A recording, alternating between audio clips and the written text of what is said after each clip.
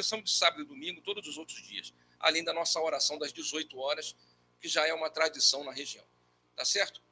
Bem, nós estamos há 2 semanas, aproximadamente, 2 não, até mais, né? 3 semanas, falando sobre... Começamos esse assunto, começamos a falar sobre o desencarne pelo ponto de vista do nosso pensamento, do poder do nosso pensamento. Como é que o nosso pensamento influencia a nossa vida, influencia a realidade à nossa volta, como é que o pensamento firme, repetitivo, né, seja de tristeza, seja de alegria, seja um pensamento otimista, pessimista, seja qual for o pensamento, como é que isso influencia a nossa realidade, a realidade à nossa volta, influencia a saúde, influencia o nosso bem-estar e até algum sentido de prosperidade. Começamos por aí. Depois entramos falando que esse pensamento influencia também todas as camadas energéticas que compõem os seus corpos espirituais e podem, dependendo de como você realiza os pensamentos, podem favorecer, facilitar a sua vida. E entramos nesse tema do desencarne por essa viés do pensamento, não como a gente faz sempre, mas tentando mostrar para você que tudo isso que você pensa, a forma como você pensa a sua vida, a forma como você interage com as pessoas, vai determinar de forma firme. Boa noite, Lídia, seja bem-vinda, meu amor. Vai determinar a sua felicidade, a sua tristeza no futuro, ou seja, quando a gente fizer a passagem. Inclusive, influencia a forma como a gente faz a passagem. Nem todas as vezes em que a gente desencarna da mesma maneira. Nem todo mundo desencarna da mesma maneira. Claro, tem algumas pessoas que morrem de forma trágica, em algum acidente trágico, tem outras que morrem de uma forma um pouco mais natural, ela está vivendo a vida dela, de repente chega o momento do desencarne, o coração para, o corpo vai se degenerando, vai morrendo aos poucos, acaba ficando internado em algum hospital e desencarna. Tem outras que acabam cometendo suicídio, direto ou indiretamente. Diretamente é fácil, entendeu? O cara se enforca, toma um veneno, enfim, dá um tiro na cabeça, sei lá. Mas indiretamente de diversas maneiras. Como já te explicamos, quando a gente nasce, é como se eles colocassem um copinho com uma certa quantidade de vitalidade no copinho. Então você vai viver um determinado número de dias até consumir aquela vitalidade que está naquele copinho. Claro que essa ideia do copinho é só uma figura de linguagem. A sua alimentação, o seu dia a dia, seu estado emocional, a forma como você se relaciona com a natureza, a alimentação, já falei, a respiração, tudo isso faz com que esse copinho vai sendo preenchido, vai sendo enchido, vai repondo essa energia vital.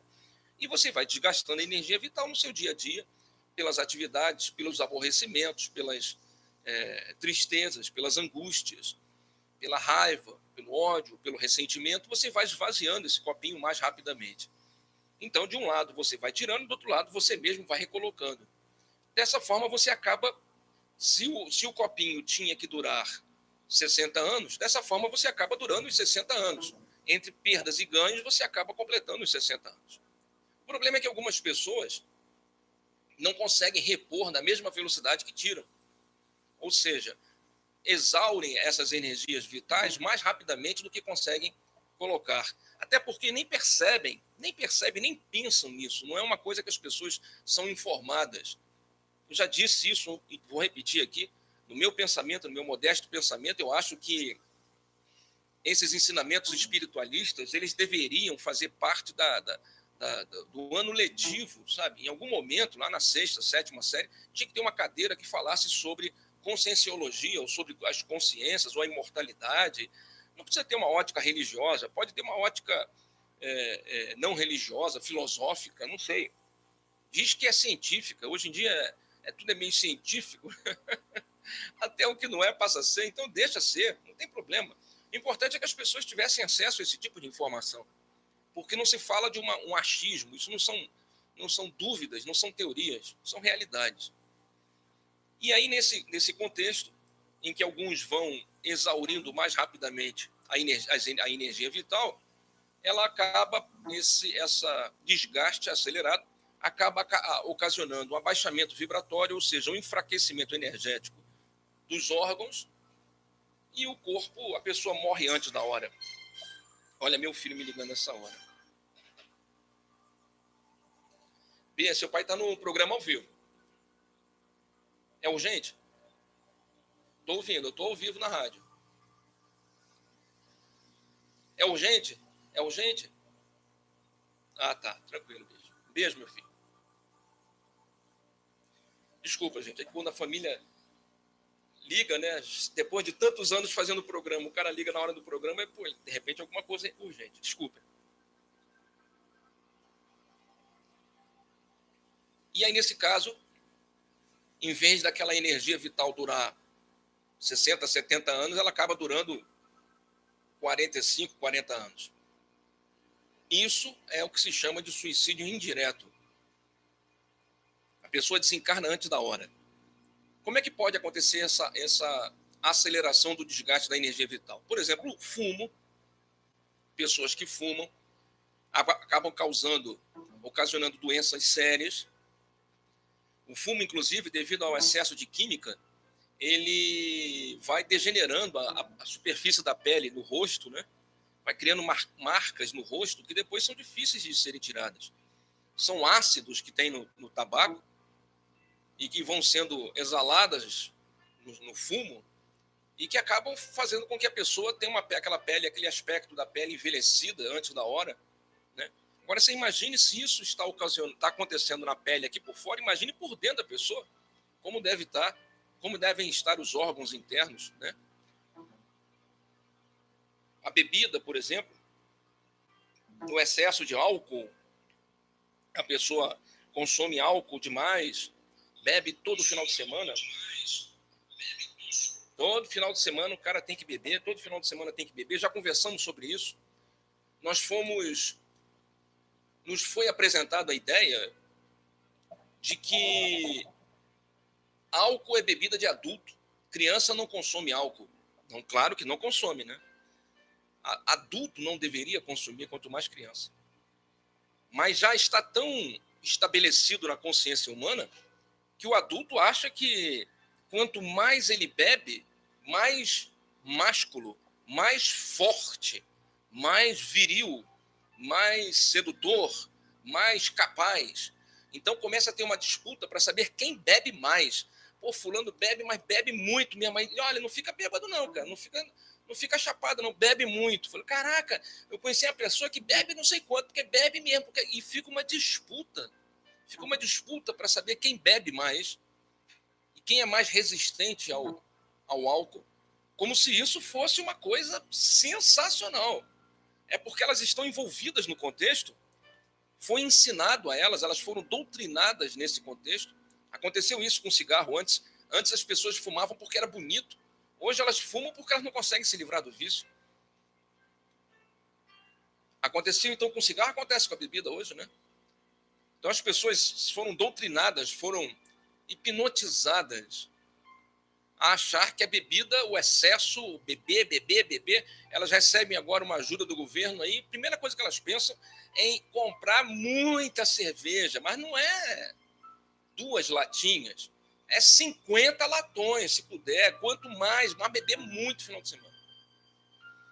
Não percebem elas que estão se matando, porque, mas a cerveja é boa porque é diurético, a água é excelente. Um refresco, um suco de laranja é melhor ainda. Não, mas é que dizem os médicos que a cerveja, esse negócio de... Os médicos dizem, recentemente fiz uma postagem no Facebook, nem sei se foi muito boa, mas hoje em dia eu já era meio bolado com isso, agora eu estou mais bolado ainda, né? A gente não pode esquecer que Hitler tinha médicos à sua volta e os médicos o orientaram como fazer para matar mais pessoas mais rapidamente. Cientistas nazistas ajudaram a disseminar, a destruir, matar. E não só Hitler, tantos outros aí. Na África, o Pol Pot, né? na Indochina, né? O Pol Pot foi um exterminador. Na África, Idi Amin foi um outro que teve cientistas a seu lado, pessoas esclarecidíssimas, formadas. Então não é assim. São sempre seres humanos, não deixam de ser seres humanos. Não basta você dizer que a pessoa tem uma ótima formação e, portanto, ela tem um conhecimento. Ela tem um conhecimento, mas ela vai interpretar aquele conhecimento e vai vivenciar aquela experiência segundo o grau de evolução daquele espírito. Nós nunca podemos tirar o elemento espiritual, nós nunca podemos tirar o elemento transcendente das nossas orientações, do nosso pensamento, do nosso dia a dia. Senão a gente vai ter uma opinião errada sobre as coisas. Vai ter uma opinião errada sobre as coisas. Então, os médicos dizem que um cálice de vinho faz bem ao coração. Sabe o que faz bem ao coração? Não estou discutindo se você acha bonito tomar um cálice de vinho. Só que sabe o que faz bem ao coração? Não guardar mágoa, não guardar ressentimento, não guardar ódio. Sabe? Fazer as pazes com seu pai, com a sua mãe, perdoar seus filhos, tentar entender o ser humano, tentar melhorar-se como pessoa, ficar mais tempo ao sol, beber mais água, praticar algum tipo de esporte, uma caminhada. Isso faz bem, não só ao coração, mas ao corpo. Então, esse subterfúgio, que a cerveja é diurético. Vai. E você acha que só existe o componente físico. Existem vários produtos químicos colocados ali, além da cevada e do lúpulo, que vão aos poucos aderindo ao teu sistema digestivo, vão fazendo parte do teu organismo, e é por isso que pessoas a longo prazo morrem de cirrose hepática, de problemas no esôfago, no estômago, derivados do excesso de cerveja. Eu tive um tio, eu não vou citar em detalhes, mas um tio que bebia, desde que eu o conheço como meu tio, ele já bebia muito, e eu sou casado há 35 anos, ou seja, ele deveria ter, eu tenho 55, 20 anos, eu acho que eu durante 18 anos, não, durante 15 anos, ele bebia muito. Eu me lembro que eu ia para Paquetá, e lá ele tinha uma casa, e ele lá, no final de semana, parava uma mercearia, uma loja daquelas, e entregava 3 caixas. Cada caixa de cerveja, acho que tinha 24, né, garrafas. Eram 3, eram 4 por final de semana, eram 5 caixas no final de semana. E a gente pensava, vai ter festa? Vai ter festa? Não, era só para ele beber no final de semana. E esse meu querido tio, que Deus o abençoe, morreu com problemas seríssimos, cheio de feridas pelo corpo, cheio de feridas, o corpo se degenerando, a pele, enfim. Uma morte horrível, uma coisa que você, sabe, repugnante o negócio. O corpo dele foi se desfazendo, cara. Mas por que não? Mas ele pegou o câncer, nada, rapaz. Tudo derivado desse excesso. Repetidamente, produtos químicos sendo jogados no esôfago, no estômago, no fígado, no pâncreas, sempre. Aquilo vai, sabe, assentando, vai ficando. E tem um lado espiritual, tem um lado extrafísico. Como eu disse, não se pode tirar a questão extrafísica do nosso pensamento. Tem toda uma carga energética, tem todo um componente energético, etéreo, envolvido, a própria atmosfera com que isso é produzido e consumido, faz com que você se alimente, você beba a parte líquida, mas absorva também a parte não material, né, etérea. Isso vai adensando, vai formando coágulos no teu campo espiritual. Nos corpos espirituais vão se formando nódulos, como se aquilo fosse sendo depositado em torno de você, dia após dia, final de semana após final de semana, no transcorrer de anos. Você está cheio de manchas em torno de você. Se fosse possível ver, se as pessoas pudessem ver verdadeiramente como nós somos, seria muito mais... Todo mundo ia tomar muito mais cuidado, você pode ter certeza. Se nós pudéssemos ver outra pessoa, essas manchas, sabe, essas sujeiras astrais, em algum momento aquilo começa a decantar, começa a descer do plano espiritual para o plano físico, adensa, vem pelos chakras, gruda, permanece nas glândulas, às vezes, vou usar a terminologia errada, escorrega para algum órgão que tenha vindo com um abaixamento vibratório kármico, ou seja, de outra vida. A forminha já não veio muito bem restaurada, e aquilo gera uma doença, e os médicos ficam loucos tentando entender, descobrir como é que faz, toma remédio, faz tratamento, já foi, filho. E além disso tudo, aliás, a causa disso tudo é o desgaste da energia vital que foi acontecendo. Tudo isso desgastou a energia vital. Ou seja, a vitalidade, a capacidade do corpo de reagir a esse excesso de ataque, a essa quantidade enorme de produtos astralinos, né, extrafísicos, foi sendo reduzida. O corpo chega uma hora não consegue mais reagir. O corpo espiritual não consegue mais reagir a essa quantidade de energias, e as energias descem para o plano físico. Então esse desencarne acaba sendo tido como um suicídio indireto, no sentido de que você antecipou a morte. Você deveria viver até tantos anos, você deveria ver seu filho se formar, você deveria ver seu neto nascer, você deveria ver seu neto se casar, você tinha que ter produzido, você tinha que ter feito, você tinha que nada fez, ficou tudo para lá, porque a desencarnação chegou antes da hora, só porque a gente fumou, porque a gente bebeu, ou porque a gente mal se alimentou.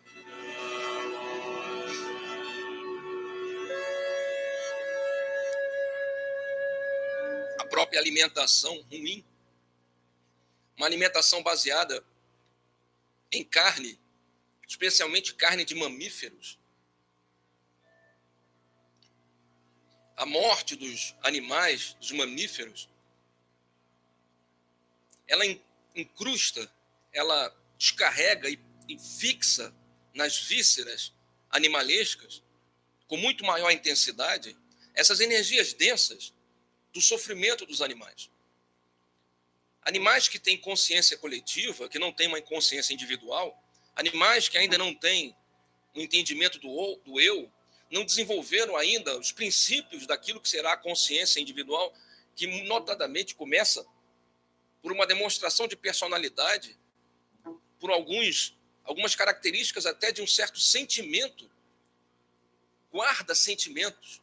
São animais que até guardam sentimentos, lembram da outra pessoa, demonstra que aquela criatura já tem um senso de raciocínio, já tem um princípio, um germen de uma consciência que algum dia irá surgir. E a alimentação dessas criaturas é muito, mas muito pior para todos nós. O consumo de carne vermelha, de carne de porco, como eu disse, mamíferos em especial, que estão no ápice da escala evolutiva a nível espiritual, deveria ser totalmente banida do nosso cardápio. Um animal, quando morre, o sofrimento dele descarrega no pequeno corpo espiritual que ele mal consegue manter energias densas, energias mórbidas, que são absorvidas por nós na alimentação. Então, comer aquele churrasquinho, comer aquela carne, aquele fígado, bife de fígado acebolado, sabe? Comer aquela chuleta, maminha, picanha, cupim.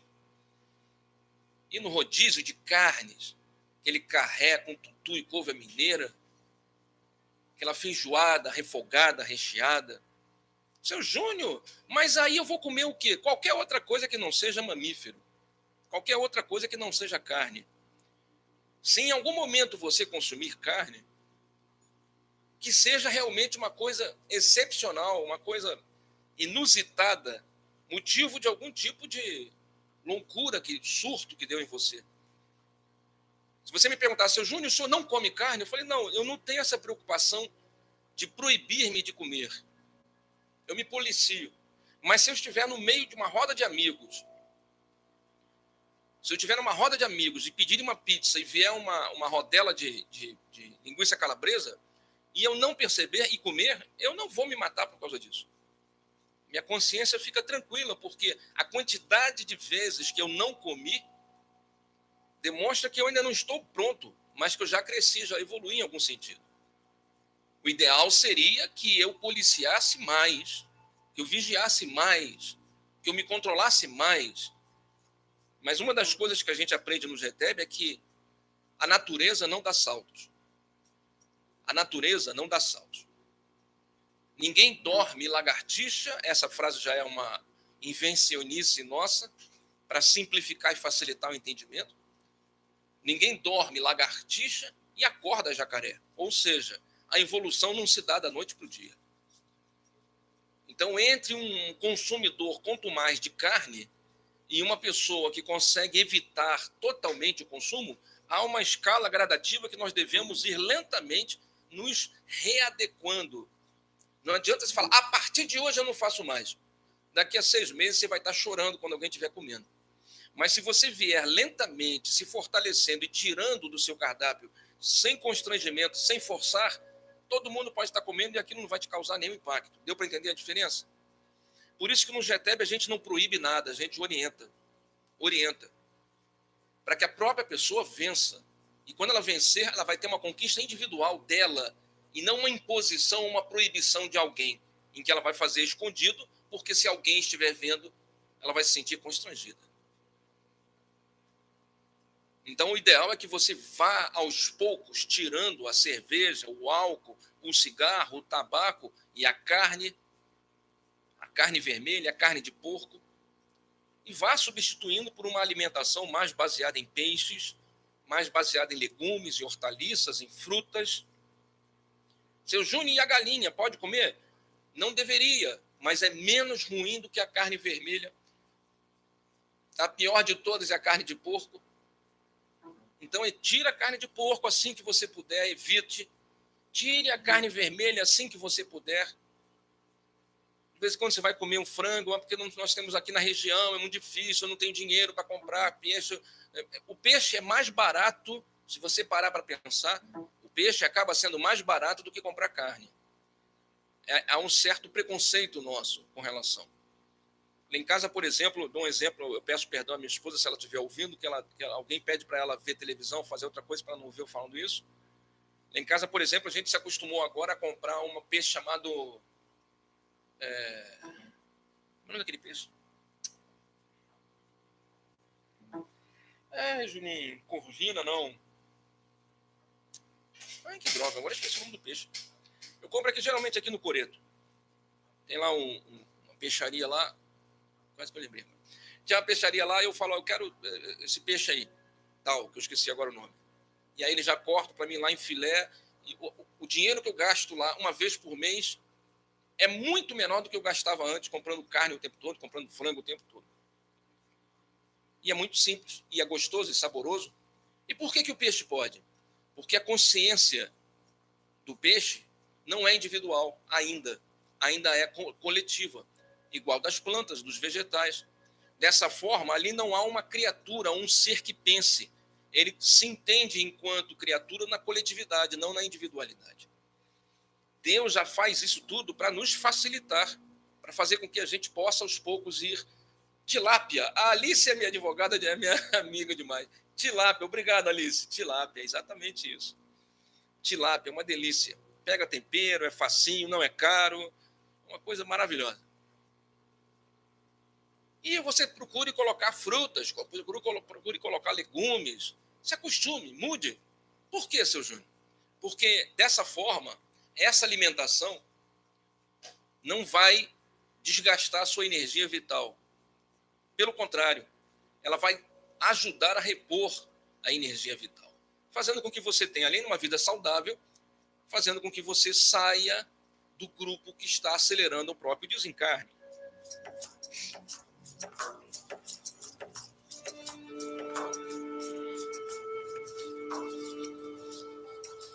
Tilápia, só a Alice para lembrar mesmo. Então nós temos o tabaco, o álcool, a alimentação,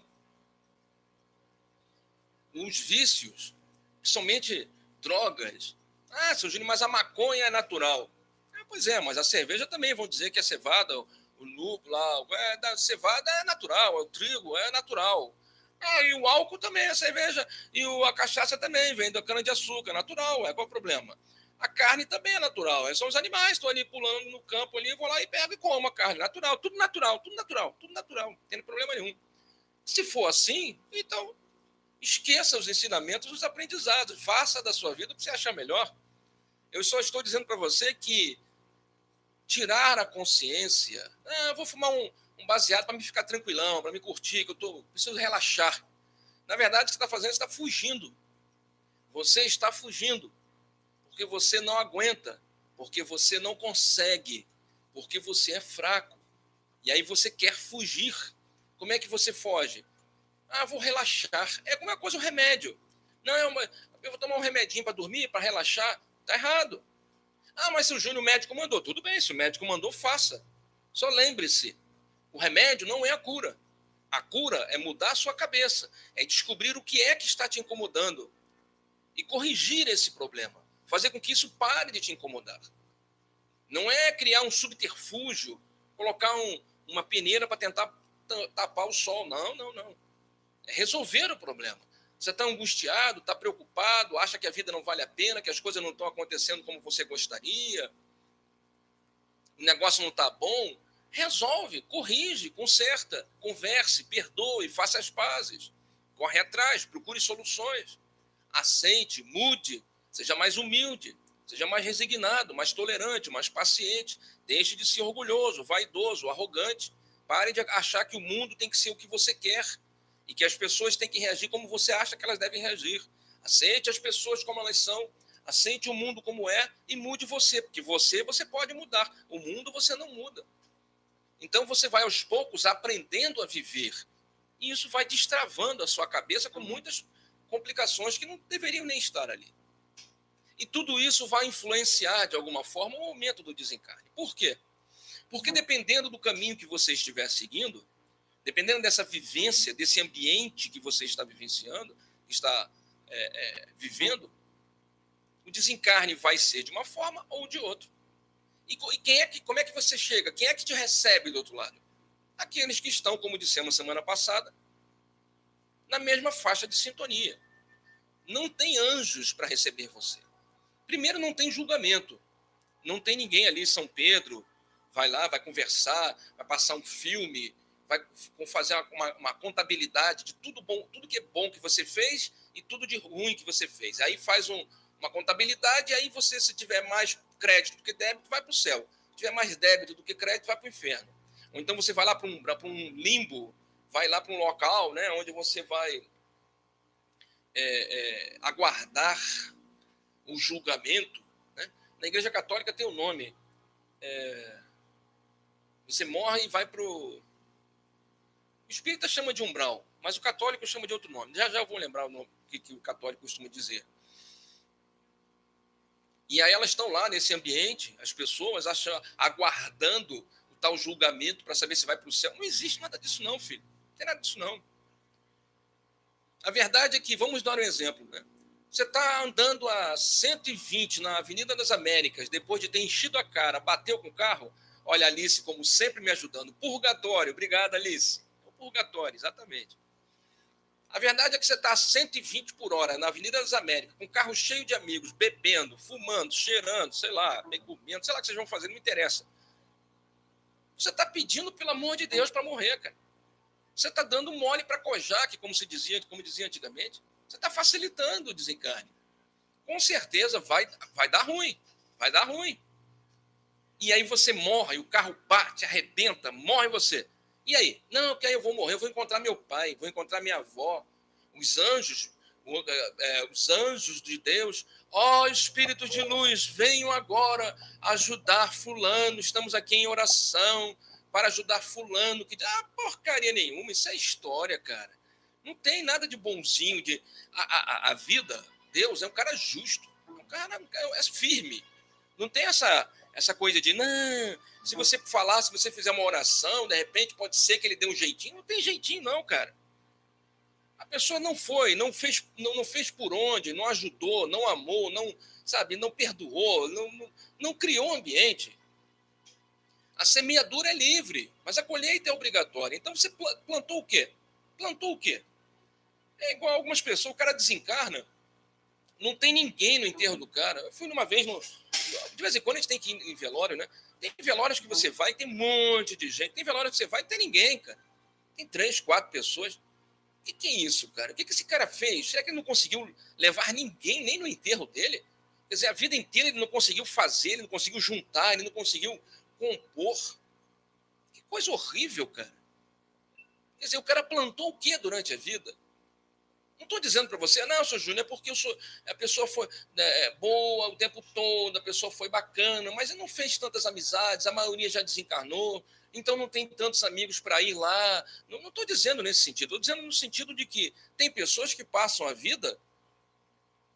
pela vida sem marcar, sem dizer para que fizeram, para que vieram.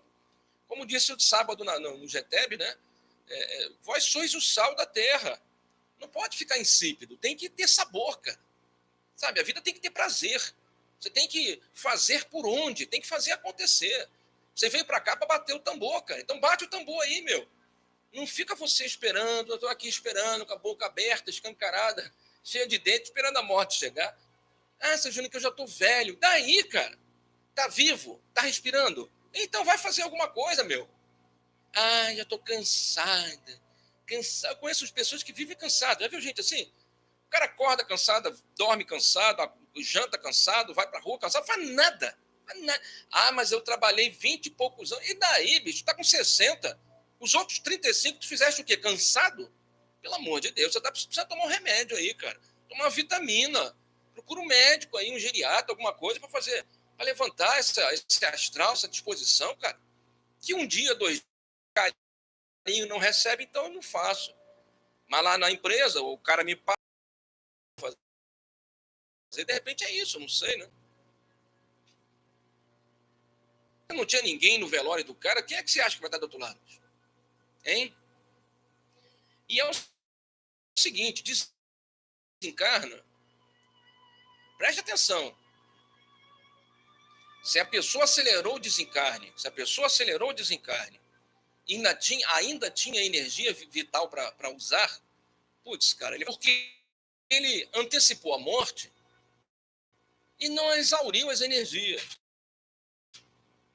Ou seja, ele desencarnou antes da hora. Estava programado para ele desencarnar em 2030. Em 2019, ele fez um monte de besteira. Em 2019, morreu. Vai ficar vários anos aí, vagando por aí. Vai na casa dele, vai no trabalho dele, vai catar pessoas. Ué, seu Júnior, mas aí os espíritos de luz não vão ajudá-lo? Se Deus aparecesse na frente dele, ele não vai reconhecer. Ué, mas ele está morto. Falei, nesses casos, o cara nem sabe que está morto. Não sabe. Mas como que não sabe? Pois é, ele entra num estado de alterado de consciência, ele entra num estado alterado de consciência que ele não reconhece o próprio desencarne.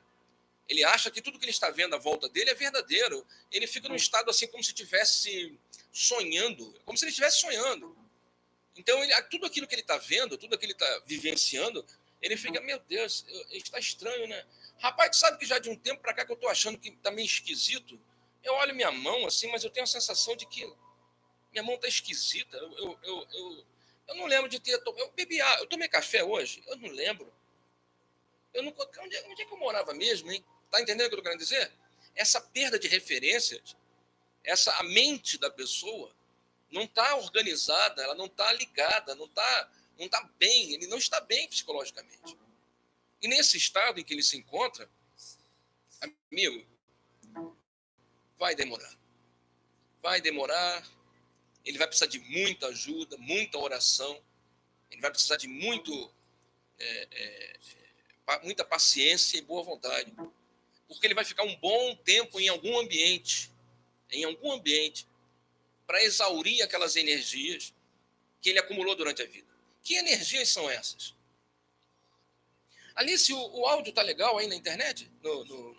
Depois você me fala, Alice.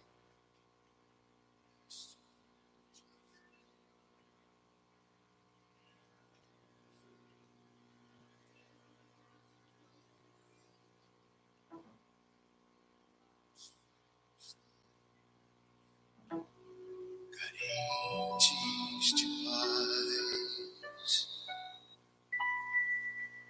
brilho nos olhos,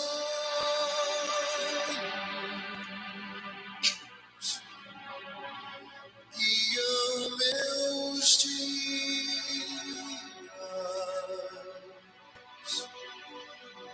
reduz na prece. Bom, Alicinha, boa. Depois você me diz se o áudio tá chegando bem aí no YouTube, tá ok, Alicinha? Faz a gentileza. Eu gostei da pergunta, hein? Vou responder já já. Obrigado, Alice, obrigado. Vou responder já já. Vou acrescentar isso aí na nossa conversa. Mas aí, seu Júnior, então essa pessoa fica onde? Fica lá no que eles chamam de umbral? É o limbo? Lá na antiguidade, mitologia, acho que é mitologia grega, ou romana, não me lembro. A mitologia diz que é o Hades. O Hades. Você fica, então, num local onde os mortos, ficam todos os mortos, né? Só falta ele encontrar Anubis, né? Anubis, que era o senhor da morte no Antigo Egito, né? Pois é. Ele fica no inferno. Onde é que ele fica, esse cara que desencarnou? Pois é, minha amiga. Eu vou dizer para você uma coisa que parece esquisito, mas é a pura verdade. Cada ser humano tem condições de criar um umbral próprio. Falando assim parece loucura, né? Mas é verdadeiro. Cada um de nós tem condições de criar um umbral próprio. Em que sentido?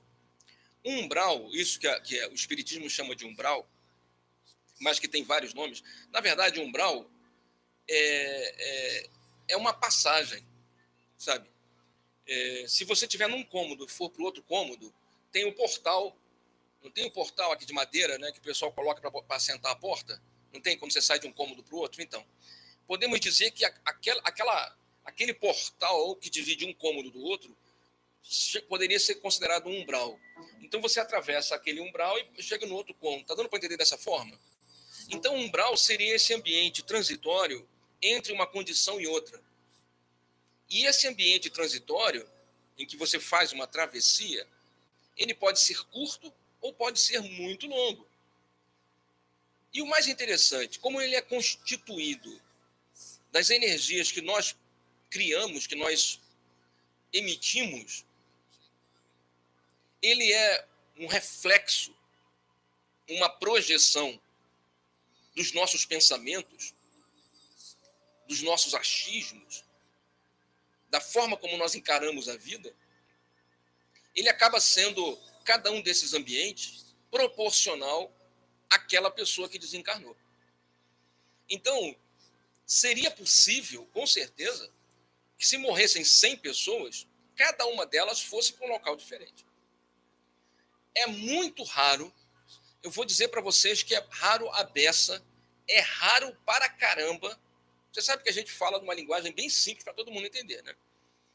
É muito raro uma pessoa desencarnar e instantaneamente ser levada para um hospital.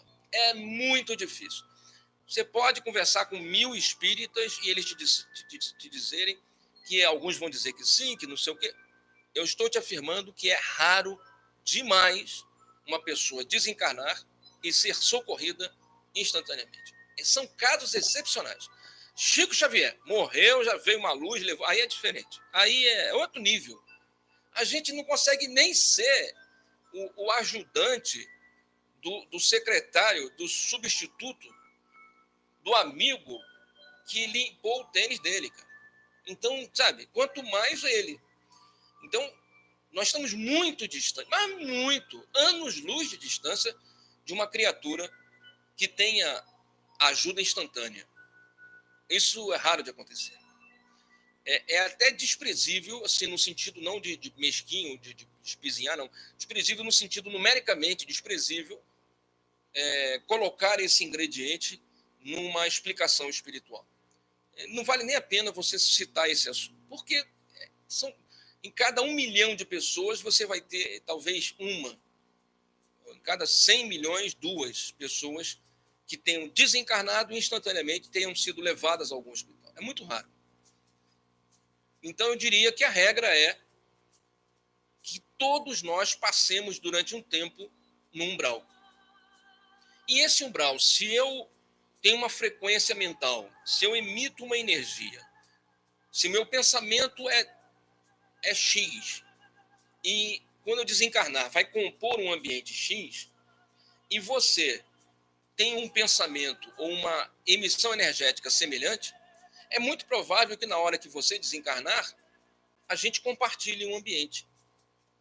Mas como nem todos estão na mesma faixa de emissão energética ou de frequência energética, nem todas as consciências estão simultaneamente, ou estão ao mesmo, nem todas as consciências estão na mesma faixa de frequência mental, é muito difícil que todos estejam no mesmo ambiente. Uma pessoa me perguntou aqui, nós poderíamos pensar que mensagens psicografadas de pessoas que se acidentaram em situação imprudente, confortando a família, seria uma misericórdia da espiritualidade amiga? Sim, com certeza. O que a pergunta quer dizer? Vamos supor que você tenha um amigo que estava dirigindo um carro, uma moto, ou estava numa situação de descuido, de desinteresse, de fazendo pouco caso da própria vida. Essa pessoa sai destrambelhado, bebeu ou não, ou saiu sem capacete, saiu sem responsabilidade, sofreu um acidente e morreu. Aí daí a uma semana manda uma psicografia, recebe uma psicografia do desencarnado. Olha, recebeu uma psicografia, olha que coisa mais linda, mais cheia de graça. Seu Júnior, isso é possível? Não. Não é, seu Júnior, mas eu ouvi dizer que o cara desencarnou ontem e mandou psicografia hoje. Pois é, mas não é possível, não. Não, seu Júnior, então o senhor está errado. Eu falei, não, eu vou lhe explicar o que acontece. Vou lhe explicar o que acontece e você vai entender como é que funciona a vida. Esse cara que desencarnou fazendo pouco caso da própria vida, veio destrambelhadamente, ele já estava no processo de suicídio indireto. Acreditar que uma criatura dessa, que antecipou a morte, que morreu fora da hora, mas podia estar estabelecido nessa existência, na programação dessa existência, que ele morreria. E o quê? Que ele ia fazer pouco caso da própria vida? Que droga de programação existencial é essa?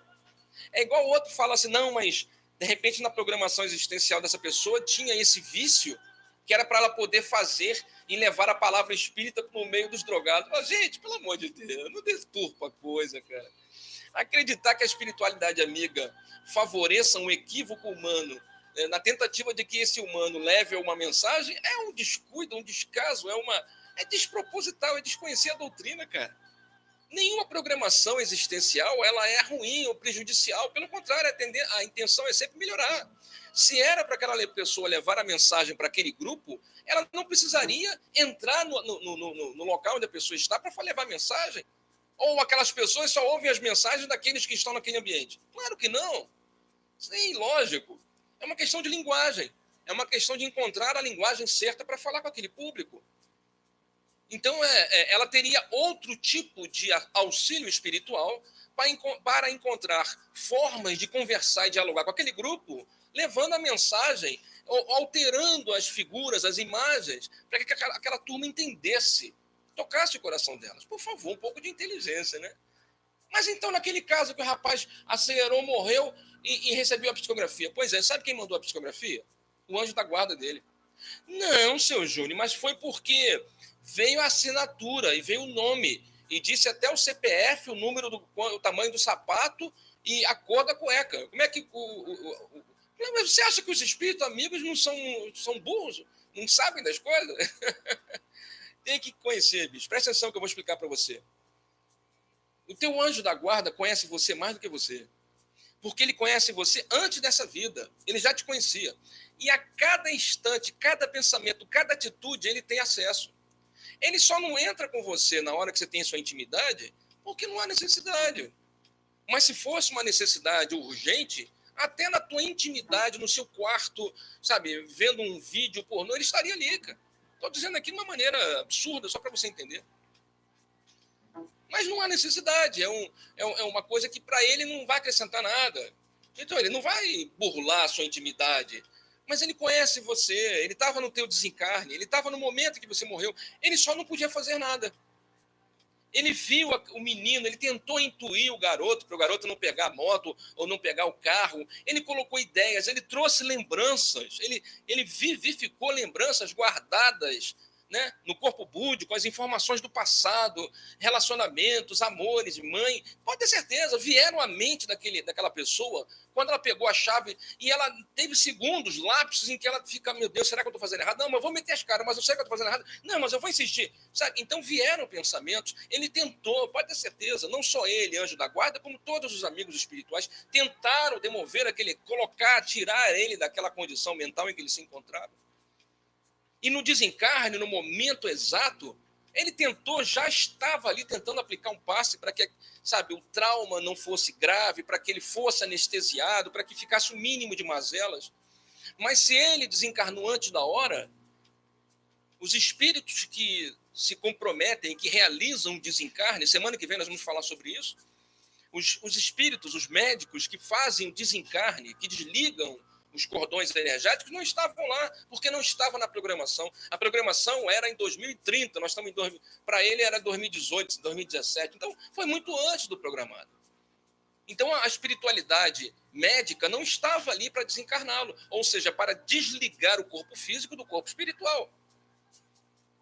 E o anjo da guarda dele tentando de todas as formas amenizar, adormecer, anestesiar. Então, quando o rapaz desencarna de uma forma violenta, abrupta, irresponsável, sem pensar no futuro, né? sem medir as consequências, né? Isso é muito da juventude, ser inconsequente, né?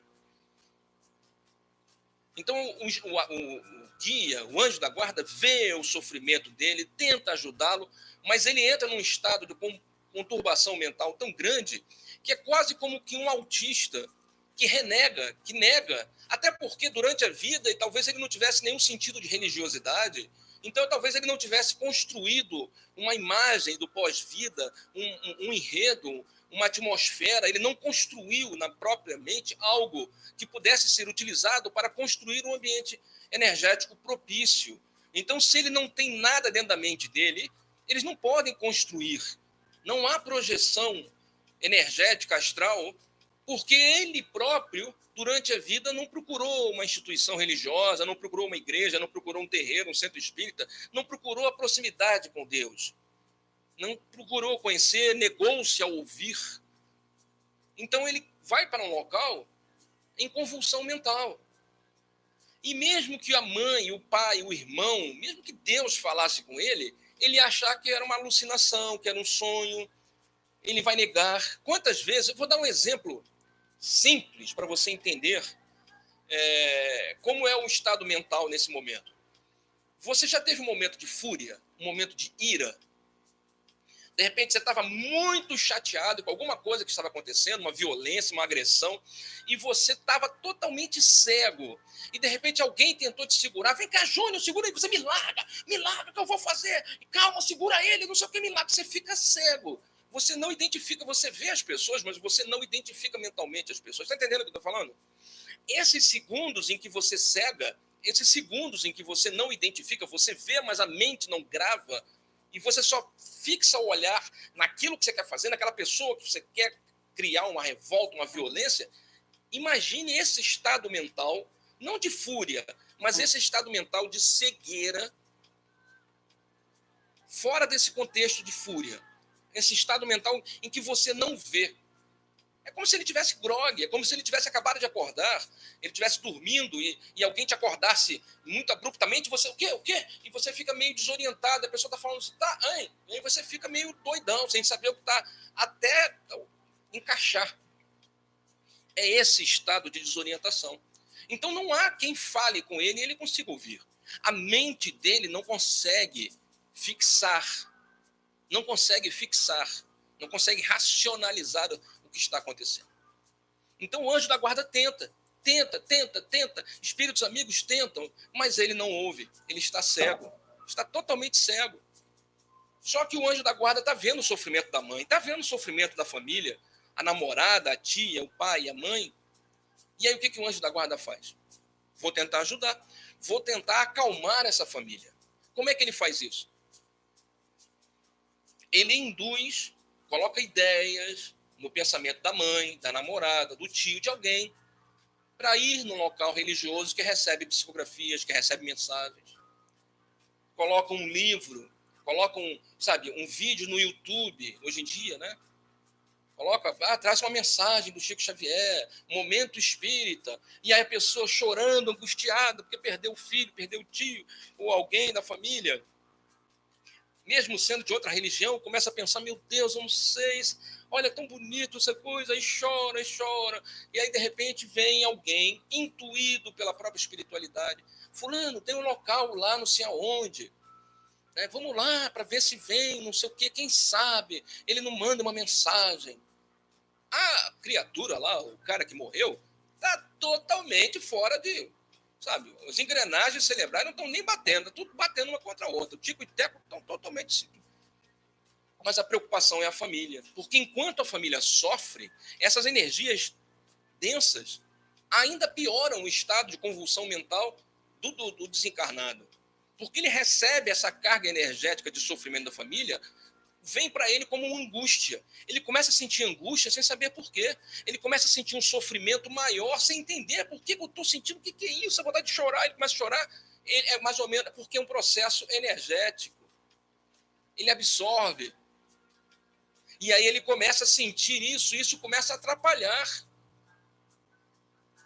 o resgate. Então, por misericórdia, os guias, os amigos espirituais daquele rapaz ou da própria família, o anjo da guarda se propõe a mandar uma mensagem por ele, sendo ele, dizendo que é ele. E aí levam a pobre da família lá no local, está lá o macumbeiro, lá, o médium. Eu brinquei falando macumbeiro, porque tem, quem não é espiritualizado acha que tudo é macumba, né? Mistura tudo, mas não faz mal. Está lá o médium recebendo a mensagem, está lá o Chico Xavier, está lá o médium que for. E aí vem os mentores da casa, colocam aquela família, porque já está dentro de um contexto, está programado, está tudo programado, nada ali é por acaso. E aí o anjo da guarda se aproxima, muda a forma perispiritual, porque não é difícil para ele, é uma questão de projeção. Ele se vê, ele se coloca com a roupa do rapaz, com a fisionomia do rapaz. E aí começa a psicografia. Querida mãezinha, eu estou bem, fui assistida, a vovó fulana. Claro que o anjo da guarda sabe quem é a avó do cara, pô. O cara, o anjo da guarda sabe até tudo dele, sabe tudo, tá com a vida inteira nele, pô. Caminhou com ele a vida inteira. E o que ele não lembrar, ele busca, tá? Ele vai lá, acessa o banco de informações das experiências da criatura e lembra. Por isso que a psicografia vem tão perfeita. Mas qual é o sentido dessa misericórdia? Acalmar a família. Fazer com que a família fique mais tranquila. Primeiro, despertar na família a ideia de que a vida não acaba na morte. A vida não acaba. A morte é só faz parte da vida. A morte está contida na vida.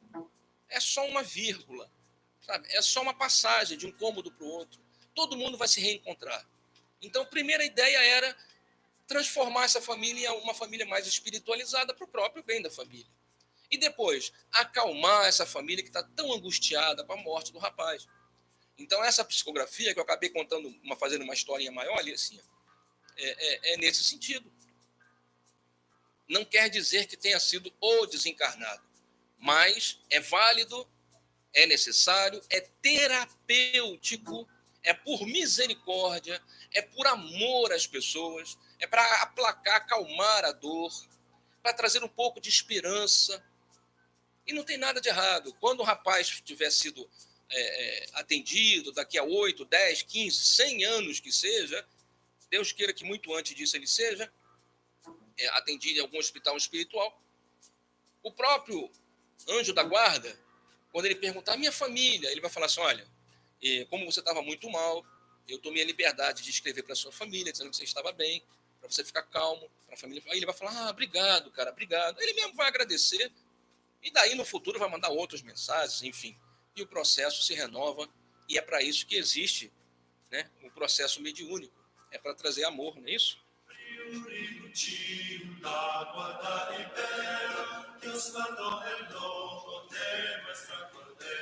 Destinos.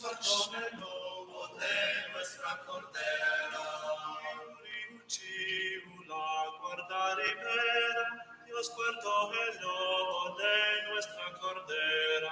Dios guardó el lobo de nuestra cordera.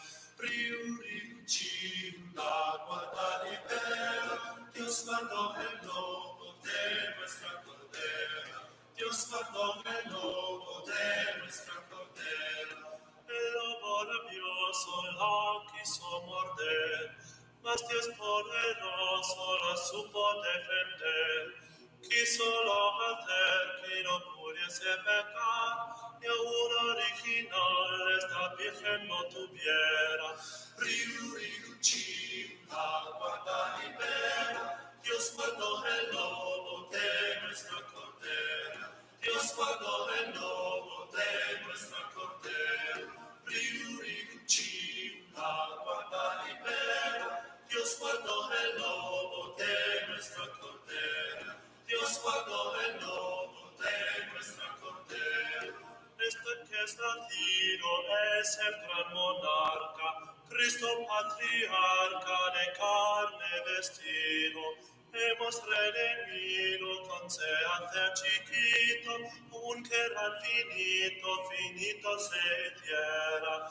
Riu, riu, chiu, la guarda libera, Dios guardó el lobo de nuestra cordera. Dios guardó el lobo de nuestra cordera. Riu, riu, chiu, la guarda libera, Dios guardó el lobo de nuestra cordera. Dios guardó el lobo de nuestra cordera.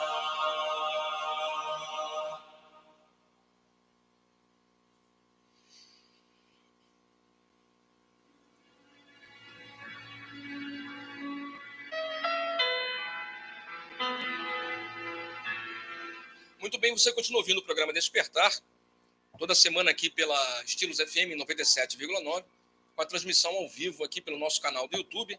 Quero agradecer a todo mundo que está com a gente no nosso chat, aqui no nosso canal. Muito obrigado pela presença de todos vocês. Já estamos nos dirigindo para o encerramento do programa, mas eu ainda tenho que falar duas coisas, senão eu ia falar uma coisa, acabei não entrando no assunto, vai dar a impressão de que eu prometi e não fiz.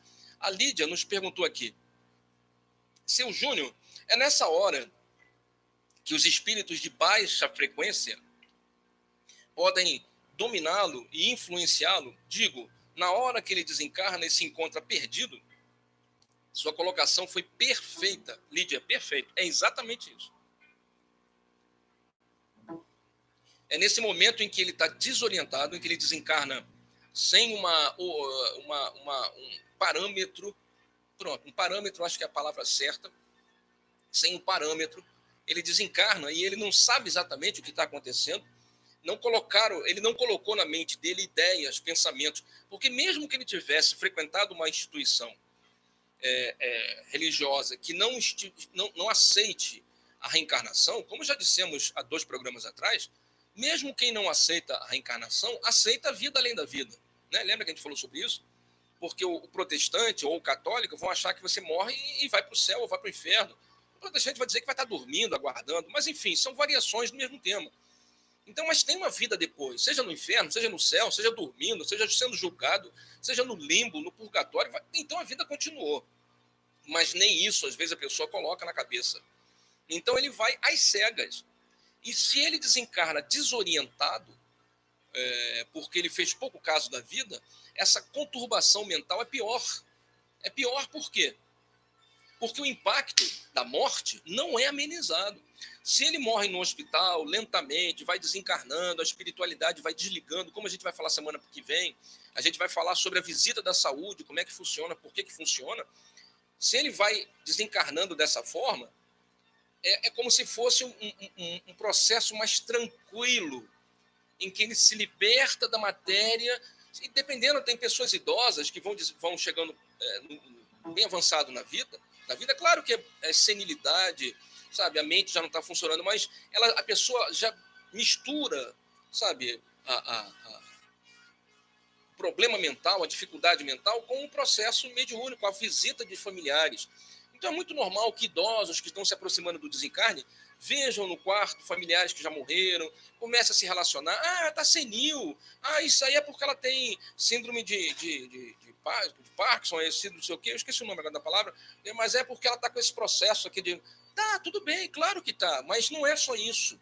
Né? A própria espiritualidade vai se aproximando do idoso e ele vai se desligando da matéria, vai esquecendo das coisas, sabe? Já não lembra muito bem quem são as pessoas do lado de cá. Quem é você? A mente dela tá ruim, ela já não lembra mais de você. Faz parte, é para isso mesmo. Deus já quando fez, já fez para que a pessoa vá esquecendo mesmo, porque ela vai se desligando. E como dorme muito, todas as vezes que dorme, sai do corpo. Então, é uma pessoa que fica mais tempo dormindo, é uma idosa mais tempo dormindo do que acordado. O que é isso, cara? Nós que somos espiritualistas, a gente entende o processo. Né? Por que ela fica mais tempo dormindo, o idoso ali, já perto da morte? Né? Já está com alguém, uma enfermeira, alguém já está cuidando, que já não consegue mais, fisiologicamente, não consegue mais se controlar, não é assim? Mas o que é isso? É para que ela vá se lembrando dos que já se foram, da mãe, do pai, que já está do outro lado, e começa a visitar o local para onde ela vai. E quando ela volta, ela não lembra muito, fica meio na dúvida, porque a mente dela já não está legal. Então, tudo isso cria um ambiente que o próprio desencarne é menos traumático.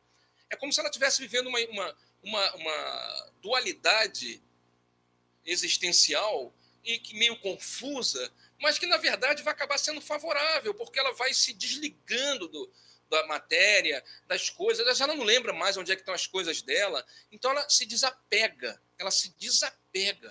e vai se ligando em outras coisas, vai lembrando de coisas do passado. Tudo isso é proposital, nada disso é por acaso. Então, Deus, quando já fez, a espiritualidade, quando já faz, já acelera esse processo de degeneração da consciência, da mente, do cérebro, para facilitar o despertar do outro lado. Mas isso é nesse caso em que está havendo esse cuidado, tem todo esse processo. Mas nesse outro caso que nós estamos falando, é tão violento, é tão abrupto, que não há. Né? É mais ou menos assim, seu Júnior, aí ele vai para um umbral, já dissemos, não existe só um umbral, existem vários umbrais. Sim, mas aí não vai para o céu. Agora você imagine, se a pessoa morre e vai para o céu, ela vai ter que pisar nas nuvens. Você imagina como seria uma coisa estranha para o cérebro humano ter que flutuar. Vai sentar numa cadeira de nuvens. Ou então vai para um ambiente totalmente diferente. A pessoa morre e vai para um ambiente sem gravidade, onde não se tem alimentação, onde não tem sol, onde as paredes não existem, onde são feitas de uma matéria. Se fosse uma coisa muito escabrosa, se fosse uma coisa assim muito esquisita, a mente humana rejeitaria. Porque ela acabou de passar por uma transição tão severa, tão difícil, que ela iria rejeitar. Então, o que Deus faz? Faz com que essa mudança de um ambiente para o outro tenha elementos do ambiente em que ela saiu. Tá certo? Então, esse umbral para onde nós vamos, e que nesses umbrais tem clínicas de socorro emergencial, tem socorristas trabalhando, tem uma quantidade enorme de pessoas do bem tentando ajudar os que estão ali. O problema é que aqueles que estão ali não conseguem enxergar os outros, porque é uma questão de frequência, de energia, de sintonia. Vamos dar um exemplo. Você vai entender. Eu estou falando com vocês aqui, eu não sei se eu sou médium, eu acredito que eu seja médium. Acredito por dedução, mas não pelo fenômeno. Então eu acredito que tem alguém aqui comigo, tá certo? Eu acredito que tem alguém aqui. Eu normalmente, quando faço o programa, eu não penso, não, eu só vou falando. Com o tempo você vai pegando o traquejo, então, antigamente, quando você me vê parar e ficar, é porque eu estou tentando raciocinar. Parece que um disco arranhado, é porque sou eu tentando raciocinar, que é o que eu tento não fazer, para que as palavras saiam com mais tranquilidade. Então, eu acredito que tem alguém trazendo as informações, porque eu não teria como falar tudo isso que eu falei para vocês sem pensar, seria uma loucura. Então, de onde está vindo toda essa montoeira de coisa que eu estou falando? Tá claro? Então, tá vindo um monte de informação e eu estou deixando sair. Não estou raciocinando se é certo ou se é errado. Mas eu não estou vendo. Eu não estou vendo ninguém comigo aqui. Eu estou aqui nesse local, aqui nessa sala, totalmente sozinho. E se eu não estou vendo ninguém nesse momento, se eu não consigo enxergar ninguém e eles estão aqui, é por quê? Porque eles estão numa faixa de frequência, uma faixa de energia diferente da que eu estou. Meus sentidos físicos, né, os 5 sentidos físicos são poucos ou não foram adaptados para mudar a frequência. O meu sistema nervoso não consegue fazer com que os meus sentidos físicos alterem o campo energético, o espectro de captação da energia fora dos padrões da matéria. Então, não há a mediunidade de evidência. Está dando para entender mais ou menos o que eu quero dizer? O espectro não alcança essas faixas de frequência além de certas hertz, de certas ondas. Mas se tivesse alguém aqui que fosse médium de vidência, estaria vendo. Então imagine se existem pessoas aqui que eu não estou vendo. Imagine quando desencarnar. Existirão pessoas, amigos, guias, anjos, que estarão à minha volta e eu não vou estar vendo. É semelhante a isso aqui. Quer dizer, eles estão falando comigo, mas eu não estou vendo. Não estou nem ouvindo. É um processo de mental, é um processo mental, de intuitivo. Está dando para entender? Pense nisso no sentido depois da vida. Então, você tem pessoas que desencarnaram e que o estado mental em que elas se encontram, a frequência energética delas está dentro de um espectro de captação das ondas que não chega além ou não vai até o espectro dos anjos. Seria necessário que um daqueles anjos adensassem, baixassem o estado vibracional para que pudessem se fazer visíveis aqueles desencarnados. Só que se eles fizerem isso, eles estão quebrando o livre-arbítrio daquele desencarnado. Porque se ele é que tem que mudar a sua mente, mudar a sua captação, a sua capacidade de ver através do amor, através desse expurgo das energias que eu falei ainda há pouco, que ele trouxe dessa vida, da alimentação, da bebida, do pensamento, sabe, da mágoa, do sentir de novo, ressentimento, esse lixo energético tem que ser tirado desse espírito, e é para isso que ele fica um tempo no umbral. O umbral é como se fosse uma grande esponja que vai absorvendo essas energias dessa quantidade enorme de pessoas que vão desencarnando, uma quantidade enorme de pessoas que vão desencarnando. Então, você imagina a quantidade de energias densas que existem nesses ambientes, né? No livro A Vida Além da Sepultura, de Ramatiz, ele narra os ambientes dessas colônias, desses locais, desses umbrais. É uma descrição que você fala, meu Deus do céu, é uma coisa terrível. Muito denso, é viscoso, é gosmento, é fedido. São imagens distorcidas, porque tudo aquilo é composto dessa quantidade enorme de pensamentos e de energias densas que os seres humanos vão depositando. Claro que a planeta, né, a energia cósmica, a energia telúrica do planeta, o próprio Sol tira um pouco dos excessos que ali se encontram, nessas camadas umbralinas. Mas sempre fica porque é necessário para aqueles irmãos, para que eles percebam que aquilo dali não é o céu, aquilo dali também não é o inferno, porque o inferno não existe. Não existe, não existe. Então, o que nós temos? Uma incapacidade de ver os amigos que eles já estão. Enquanto aquela pessoa não acabar de descarregar aquelas energias que ela nem percebe que estão saindo dela, enquanto ela não fizer uma transformação que ela poderia fazer em vida, deveria ter sido feita em vida, mas ela não fez, ela vai ter que fazer agora. Não fez por amor, vai ter que fazer agora na dor. Em algum momento ela vai ter que gritar, socorro, me ajude, perdão, Pai, perdão, Deus, eu vou fazer uma oração, eu preciso de socorro, me ajudem, pelo amor de Deus, quem é que está aqui? Eu preciso de ajuda. Enquanto essa rogativa, essa oração, esse pedido de socorro não for sincero e não representar um exaurimento dessas energias que já estavam no corpo, ela não está apta a ver. Porque na medida que ela vai descarregando essas energias densas, pelo tempo que ela caminha nos umbrais, e na medida em que ela vai se descontaminando do ego, do orgulho, da vaidade, você imagine pessoas sensíveis, mais assim, eu vou falar uma palavra mais bestas, mais arrogantes, caminhando nesses locais com os seus sapatos altos, né? Sem um local decente para sentar, sem nenhum criado para lhes atender, né? Então você imagine como deve ser complicado para algumas pessoas, não é verdade? Ai, essa sujeira, ai, tudo aqui, meu Deus, gente. Enquanto ela continuar nesse estado mental vaidoso, orgulhoso, soberbo, arrogante, vai ser difícil. Então, no momento em que ela tira esse excesso do ego, da própria personalidade, e apresenta ali a consciência cósmica, a própria centelha de Deus que está em nós, pelo amor, pela transformação, pela aceitação, a resignação, o pedido de perdão, o reconhecimento de que foi ela própria que se colocou naquele local. Enquanto essa criatura não faz a transformação mais uma vez eu repito, que deveria ter sido feito durante a vida. Ela teve 60, 70, 80, 90 anos para deixar de ser uma pessoa egoísta e egocêntrica e passar a ser um ser humano decente, humanitário, sensível, preocupado com o próximo, preocupado com a coletividade.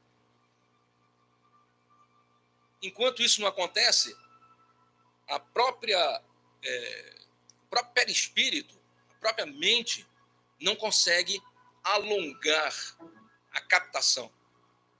Quando acontece esse nirvana, esse despertar do eu cósmico ali que está efervescendo, pedindo para sair, quando acontece essa libertação, em que ela se ajoelha e pede o socorro sinceramente, automaticamente ela não percebe, mas a capacidade de ver se amplia, como se ela só conseguisse ver do 0 ao 3, do 0 ao 3. De repente, ela vai, expande até o 8, o 9, o 10, os órgãos, porque ela não ouve mais pelo ouvido, ela não vê mais pelos olhos, ela não sente pela boca, ela não fala pela boca. É todo o corpo perispiritual que ouve, é tridimensional.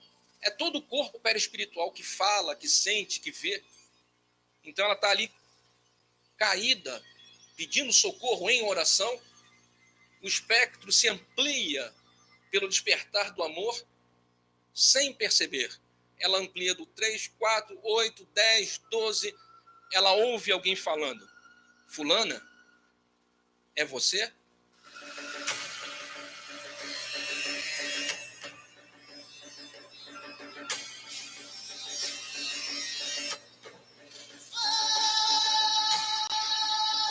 Alguém coloca a mão no ombro dela, ela olha para trás e identifica sem lembrar de quem. Quem é você? Eu vim para te ajudar.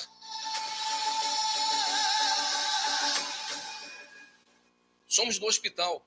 Somos do hospital espiritual São Lázaro, somos do hospital espiritual, seja lá qual for. Viemos buscar você. Sua família pediu para que a gente tirasse você daqui.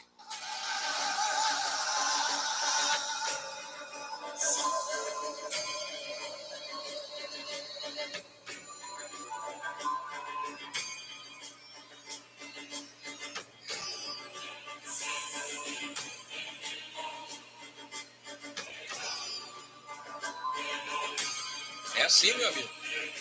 Não é de outro jeito, não.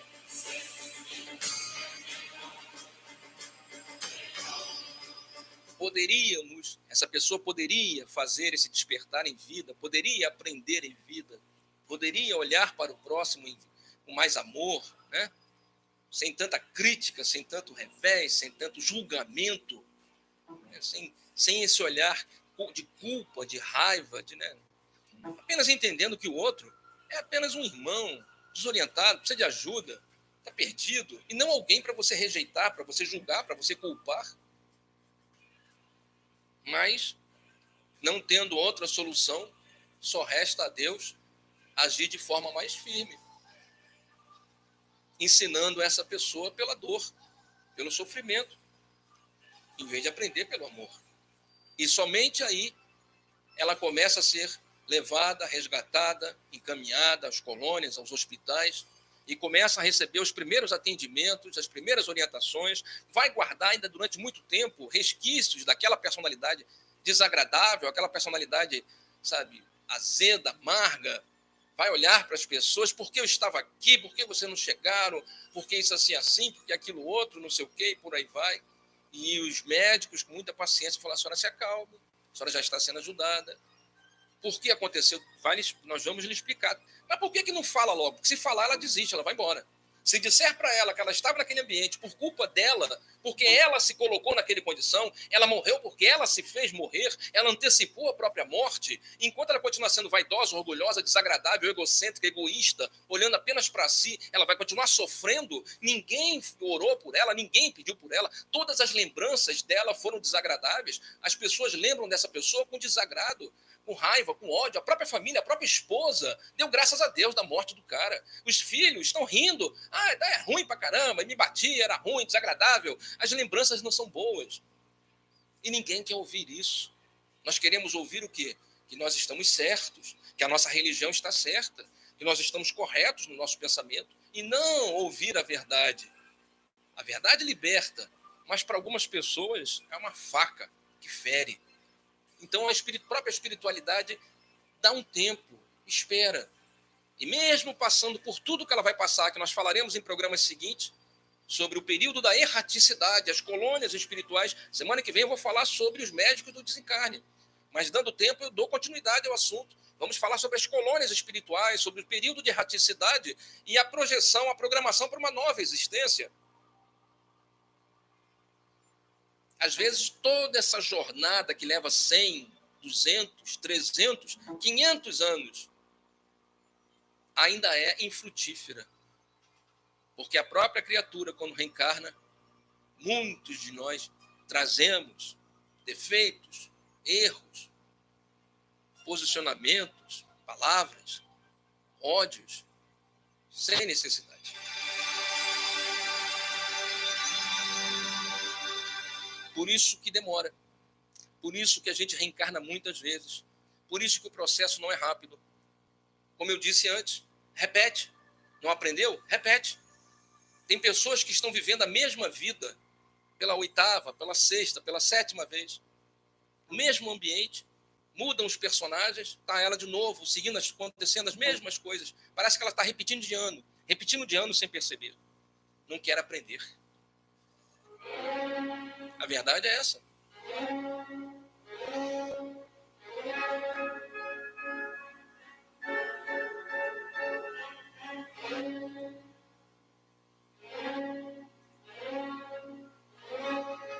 Quero agradecer a todo mundo que estava conosco até agora aqui na nosso programa Despertar, aqui pelo nosso canal do YouTube. Você também pode se inscrever no nosso canal do YouTube. Procure lá no YouTube. Deixa eu me lembrar que agora eu esqueci o nome do canal, cara. Hein? GETB, Trabalhadores do Bem. Procura no YouTube. GETB, espaço, Trabalhadores do Bem. O símbolo é um triângulozinho dentro de um círculo branco. É um triângulo, ok? Que é o símbolo do GETB, né? Faz referência à fraternidade do Triângulo e da Cruz, né? Construída, onde Ramatiz fez parte, né? Não que nós sejamos e façamos parte, mas faz referência àquele que nos ensina, nos esclarece, que é Ramatiz, né?